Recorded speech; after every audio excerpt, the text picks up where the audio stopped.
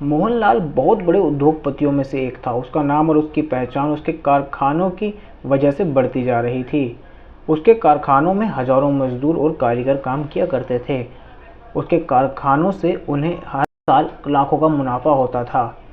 इसी के कारण हजारों मजदूरों के घर में चूल्हा भी जलता था। एक दिन अचानक उसके कारखाने में एक मशीन खराब हो जाती है।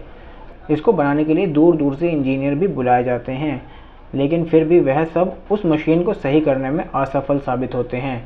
मशीन की खराबी के कारण मोहनलाल का लाखों का नुकसान हो रहा था।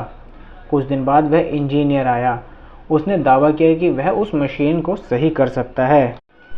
इतना सुनते ही मोहनलाल खुश हो जाता है और उसे अपने कारखाने के अंदर ले जाता है। अंदर पहुंचते ही इंजीनियर ने एक शर्त रखी कि मशीन ठीक हो जाने के बाद पैसे का भुगतान या अपना मेहताना वह खुद तय करेगा। मोहनलाल अब कर भी क्या सकते थे।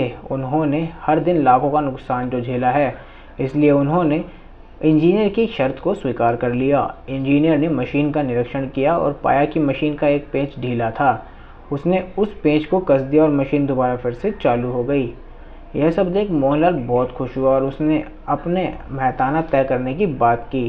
इंजीनियर ने उस मशीन को ठीक करने के 20,000 रुपये मांगे। मोहनलाल इस बात से बहुत आश्चर्य हुआ कि सिर्फ एक पेज को कसने के लिए 20,000 रुपये कोई कैसे ले सकता है, लेकिन उन्होंने अपना वादा पूरा किया और पैसे देते हुए पूछा, सिर्फ एक छोटा सा पेज कसने का 20,000 लेना कुछ ज़्यादा नहीं है?